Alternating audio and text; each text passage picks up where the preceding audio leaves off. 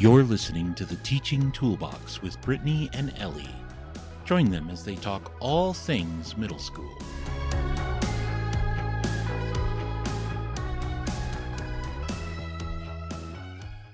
Welcome to another exciting Teaching Toolbox Podcast episode. I'm one of your hosts, Ellie, and I'm here with Brittany. Hello. Together, we've spent over 5 decades in the world of education, shaping the minds of countless students. Today, we're diving deep into a topic at the core of what we do as teachers, teaching study skills. But this isn't your typical study skills lecture. We're not here to bore you with long lists of do's and don'ts. Instead, we've got a journey to transform your students into motivated, independent learners. In today's episode, we will share the keys to helping your students ace exams and empower them to become lifelong learners. We'll reveal specific strategies, techniques, and insights you can use to supercharge your teaching toolkit. Let's get started. So, Brittany, what do you think of when we say study skills? So I'm going to be honest here. I went out of college and straight into a little tiny charter school that had no curriculum, nothing. Oh boy. And so when people said study skills, I didn't know what that meant, because everything we had to create on our own. Mm-hmm. And so I thought study skills was basically the same as like I had used in college. It was like a PSAT book or just a prep book where you picked up a booklet and it had tons of problems in it. I didn't realize that there was so much more to study skills at that time. Mm-hmm. And so it took quite a few years for me to realize how intricate and deep study skills can be for students. Okay. Yeah, thinking back to when I was in college, I can't remember very well whether or not I used any specific study strategies. Like, I think for maybe Spanish, I used flashcards that I made or rewriting notes or things like that. But I don't know how many different things I actually used when I was in college either. But I was pretty lucky in the first couple years of my teaching career. Our team of 5th grade teachers at the time put together a big study skills packet for our students that had all kinds of different strategies in there. So fairly early on in my teaching career, I was lucky to have that benefit and have other people that were also focusing on that. That's great. Yeah. So what exactly are study skills then, if it's not just going through practice problems? Well, I think it's flashcards. I think quizzing other people, like taking your own information that you're supposed to be studying, but asking other people about it or telling other people about it, even though it might not seem like a study skill, it's definitely studying because you're teaching it or asking other people about it. Yeah. Heated review. Just like reviewing. Day after day after day? Yeah, just kind of reviewing over and over and over.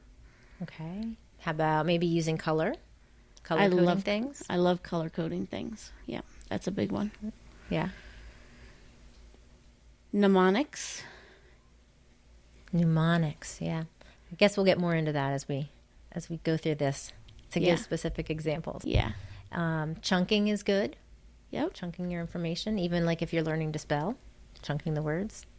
Breaking things into timelines and adjusting things based on time.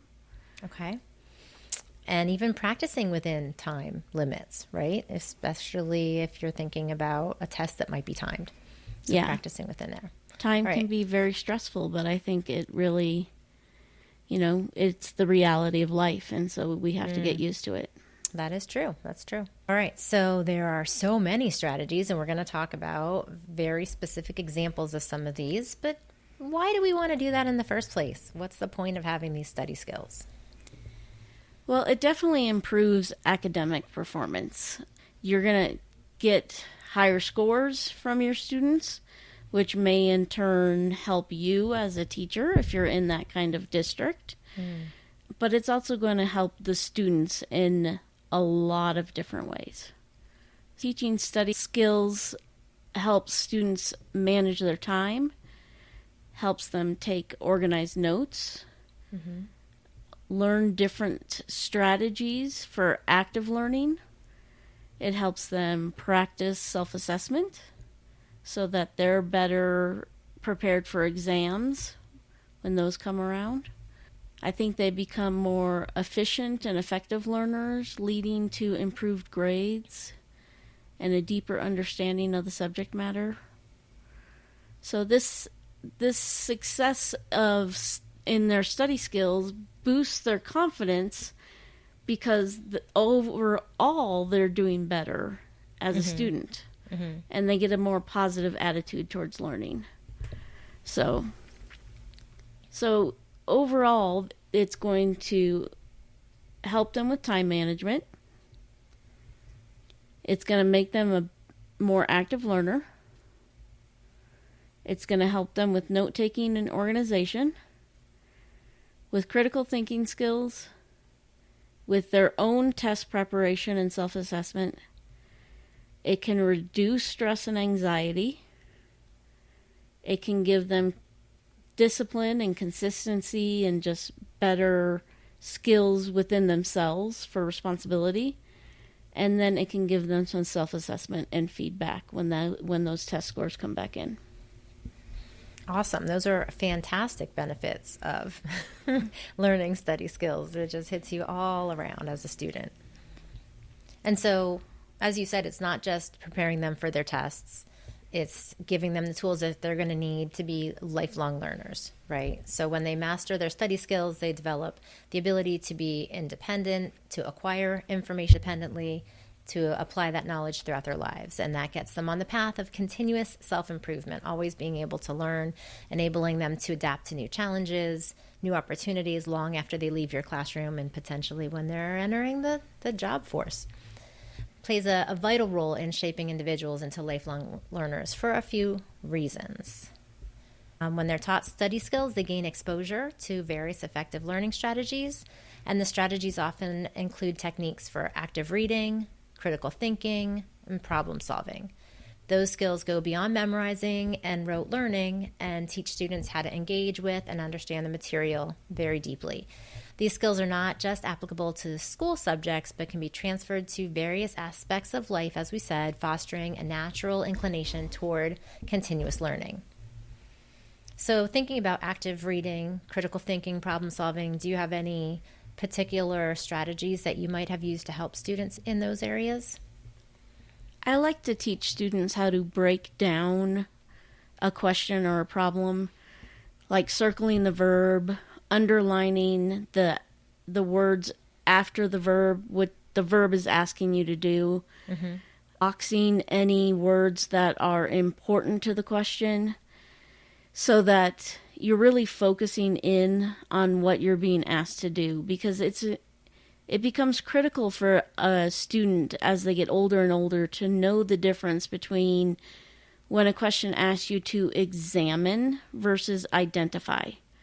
You know, examine is asking you to really look at and explain things, where identify is just asking you to notice and give the details of, not really explain it. So those kind of key words can really just change the whole question. And so it's important for kids to see those words and know what they're dealing with. Right. That makes sense.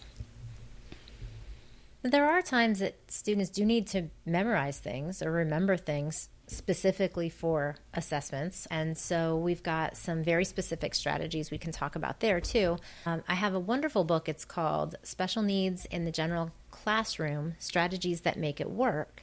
And although this book is entitled Special Needs, there are strategies and things in here that apply to every single student in every classroom. And there's a wonderful chapter that is called Strategies to Enhance Memorization and Recall. So there are a bunch of ideas in here, and I'll just mention a few of them. We can talk about a few of them. One of them is to use mind mapping, where students can map out the main ideas and details of a concept. And so if they're trying to review for a test or just kind of get the information into their head a little bit better, they can make a mind map. They can put the main concepts on there and the details that they can recall. They can draw some little pictures to help generate a connection in their mind, to help it make it more memorable. And they can make other little notes in there, and that just gives the information a visual that they can remember, that they can connect with. And then if they're kind of testing themselves, they could take that mind map and compare it to the information that was in the book or the information that was in the notes and see what did they get, what did they remember, and then maybe what did they miss. And they could add that to their mind map and then use that to study. According to the book and other research, when students draw, it does help them to learn. A quick practice you could use in the classroom, it's not exactly the studying part, but in the classroom when you're teaching, you could teach for 10 minutes or so and then stop and have students draw what you were teaching about. And that would kind of build that mind mapping drawing strategy on a regular basis. So when they go ahead and use it to study for a test, it's something that they're used to doing. So mind mapping and incorporating some drawings is one great idea that's in there. That's awesome. Very neat. Yes. I think along the lines of the memorization, I just saw last night on the news that a lot of teachers are asking for and putting back in place the old school memorization that maybe we used to do when we were in school, of times tables and, memorize your times tables, memorize your explorers, memorize your Great Lakes, and those kind of things are actually coming back into the classroom, because you can't teach a kid pre-algebra or calculus if they don't know what 2 times 7 is. No. And so if they're if they're constantly having to hunt for the basic answers, you can't build bigger skills. And so memorization is starting to come back in, and so it's kind of off topic a little bit, but yet sort of related. Yeah, because honestly, it is a brain exercise. Mm-hmm. I mean, there's something to be said in getting off topic about the multiplication tables and, thinking, okay, we want them to understand the strategies. We want them to understand how they got there. Absolutely. But then they do need to use their brain for that type of exercise, because it makes the brain stronger. Yeah. It makes your brain grow and stretch. Right. And yeah. Right. All right. So another study skills strategy you can use is mnemonic devices like phrases, words, rhymes, that can help students remember key facts or key information that you're trying to teach them. Like Holmes teaches kids the Great Lakes with Huron, Ontario, Michigan, Erie, and Superior. They're not in that order across the United States, but it gets them the names of the lakes. But if you wanted to remember them in the order, you could probably come up with a different device. Mm-hmm. Maybe a sentence or something that would help you remember the order and the names. Sorry, go ahead. And then there's I'm a Person for the Oceans. I haven't heard that one. Ellie, did you come up with that one? I did not. I found that in the book that I referenced. Oh, okay. So Indian, Atlantic, Arctic, Pacific is what it had in there for the oceans. I am a person, the IAAP. The first letter of each word of the sentence gives you the different ocean names. Okay, but now there's a Southern Ocean, so we've got to add an S word on our Well, the book was written in 2005, so that's true. Okay. It is a little bit older. Yeah, so we could make up something different for that. So surely I am a person. There we go. There you go. Perfect. All right. And then we have acrostics like please excuse my dear Aunt Sally for the order of operations, where you have parentheses, exponents, multiplication, division together. Exactly. And then addition, subtraction together. Right, exactly. Yep. So you got to put my dear and Aunt Sally close together so we don't mix up that order. Students can also come up with these on their own. And so, if you want to learn the digits of pi, they go 3.14159. You can do a 3-letter word, then a 1-letter word, then a 4-letter word, and that kind of thing. Or you could do it by something else. So mnemonics or acrostics are a great way to just have fun and do some kind of silly thing in your classroom and get the study skills and memory going. So. Right. Excellent. All right. Another important thing to help us in study is the use of color. In the book I mentioned, she quotes Brain-Based Learning book, in which Eric Jensen stated that we remember colors first and content next. So colors affect us on both a physiological and psychological level, according to that research. And so you can add color to your notes or your handouts. You can have kids highlight things in a certain color. They can do it on their own to associate this specific color with this specific idea. You could use alternating colors for different points or different concepts. According to the research that she talks about, color enhances learning and improves retention by more than 75%. Wow. So using color in the notes and in learning in general is very, very beneficial. It can potentially speed up the study time, because if they're associating something with a color and they remember it that much more quickly, it speeds up the amount of time they have to spend studying, or shortens up the amount of time they have to spend studying because they've got it. And not exactly on study skills, but related to color, I recently heard a tip that if you want to be less engaged with your cell phone, because cell phones are very engaging, change the setting on there to grayscale and take out the color. That would be a great tip for students who want to spend less time on their phones. Without the color, the phone is less engaging, and then the desire to stay on the phone will likely go down. So color is so powerful. I love using color for different things, so we will likely touch that topic again. I'm sure. Another great study technique is a 3-card match review. You provide the students with cards, or they make them themselves when they're studying.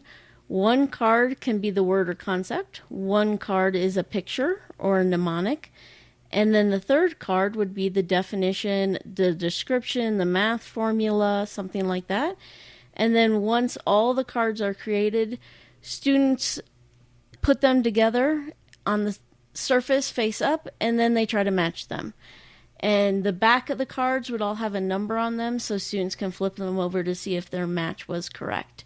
And obviously, if the students make the cards themselves, they're going to retain that information better, because they're more hands-on with the information and learning from it, rather than you just printing them out and handing them to them. Mm-hmm. Awesome. Most of these study skills are things that don't require technology, but these days we do have more things that, we can incorporate technology. So do you have any specific ideas or things that you liked that might be helpful for study skills that use technology? I love Quizlet. Quizlet's like a flashcard program. You just enter your terms and then your definitions, and you can practice your flashcards over and over, and you can enter pictures and that sort of thing as well. My daughter uses Quizlet endlessly, and you can make one Quizlet and you can share it out among a class. Okay. She often does that just to be nice to her classmates. Oh, that's awesome. And so she'll make Quizlets for every chapter or every topic that they're studying, and then shares them with the class. And by the end of the semester, she might have like 1,000 different flashcards for her classes. Wow. Yeah. That's awesome. It helps her study so quickly, and she can do it in the car on her phone as we're driving around town, and she can rapidly go through them, and it just helps her so quickly. That's nice. That comment about doing it in the car as you're going around town leads us pretty nicely into some ideas about time management and organization with their study skills. That's something that is great to focus on when you're talking about study skills, because sometimes students don't really understand how much time they need, or when they can study, or what they should work on first. Yes. So if I could share, for quite a few years, I used to spend time teaching students how to plan when to do their homework and study as part of our study skills, because for quite a few years I would have students come in and say, well, I couldn't get my homework done, or I couldn't study because I had this event, or I had to go to my brother's soccer practice, or my sister had a violin lesson, or whatever the case was, or my mom took me to the store, things like that. And so I made a week at a glance type of sheet for students and had them block off the times that they knew they had after school activities, or even when their siblings had after school activities that they were going to have to go to because they couldn't stay home alone. And that way they could see what open times they had for studying or their homework. And if they had so many things on the schedule, we would talk about the idea of taking the homework in the car, doing things in the car, maybe, quizzing your parents or quizzing your brother or sister when you're in the car. And if it was a siblings activity, they'd take the homework along and they could work on it while their sibling was doing whatever it was, instead of waiting until everything was done to go home and start working on the homework and stuff like that. So if there were projects or tests coming up, I would encourage them to put those on their calendar as well, so they could kind of work backwards and see, I need to review this many days in advance and put that on the calendar, or I need to work on the project for this many days, that type of thing. And that was really helpful. That's they really awesome. appreciated that because they never really thought about doing that. Yeah, that's cool. I would teach the kids how to prioritize. Mm-hmm. We would take their homework assignments and we would go through them with green, yellow, and red highlighters. Oh. And whatever was due that night got highlighted red, or that day, the next day. And then whatever was due like in 2 days or 3 days that they maybe had a little give time on was highlighted yellow. And then whatever was, a long ways away or was the parents' responsibility, like I need lunch money, that kind of thing, was highlighted green. Okay. And so they could go quickly down their planner and see, okay, I need to tackle the red things first, and then I need to tackle the yellow things, and so forth. But doing things in the car is how my son survived elementary and middle school. Okay. Because my daughter is 7 years younger than my son. And so our commute to school was an hour one way between dropping her off at daycare and then getting all the way up to where our school was. Wow. And so we would do spelling words in the car, math practice in the car, everything in the car together as I'm driving. I would have a little tiny strip of paper, next to me on the left-hand side of the car taped to the dashboard, and I would just give him spelling words or math practice or history terms, and he would have to recite things to me. So that's how he survived elementary and middle school. Honestly, that's how my kids learned their multiplication facts, because that's what we would do as we were driving. We would do the multiplication facts and things like that. And I remember quizzing them on spelling too. Yeah. Yep. Excellent. So by teaching them these study skills, we are encouraging self-directed learning. It empowers them to take ownership of their education by helping them set goals, helping them learn to seek out resources and monitor their own progress. And the sense of self-regulation instills a sense of responsibility and independence, which are some fundamental attributes of lifelong learners who actively seek out knowledge and growth opportunities throughout their lives. Did you do anything in particular as far as monitoring progress, having students monitor their own progress? I took this formative assessment course, and as part of it, we learned how better to instill some self-assessment into the classroom. And so we would give every student a sheet of paper that had however many bullet points or terms that we wanted kids to learn. So for instance, if we're in math and we're in the fractions unit, we might have adding fractions, subtracting fractions, multiplying fractions, dividing fractions. So on the sheet, we're going to have 4 columns. Okay. And the columns are going to step up. So they're going to slightly get longer every time. And at the top of each column, you're going to have a light bulb or a book or a calculator or something related to your subject, something just kind of fun for the kids. And the kids will write down in each column the topic that they're covering. So that in the first column, they would write adding fractions. And the second column, they would write subtracting fractions, and so on. And so then, as they're learning how to add fractions, they start coloring in that column as they start to feel more and more comfortable with that procedure. and how to do it. Okay. And so when they feel like they have mastery, then they get to color in the light bulb or the book or the calculator at the top of the column. And so by the time they've achieved mastery of the whole sheet, then they should be ready to test. Awesome. And so testing kind of evolved more into being in their hands rather than on a set date. Okay. But that's how we did self-assessment and stuff. It made kids a lot more responsible in the classroom. Oh, that's awesome. Excellent. So once they learn some of these skills in one subject area, it gives them the ability to adapt those skills into different areas, different subjects, different environments. And they learn how to approach different types of content, whether it's, their math, their fractions, a history textbook, a science article, or other more complicated math problems. That adaptability is crucial in a world where this information is constantly evolving, as it allows individuals to tackle new topics with confidence and curiosity. Yes.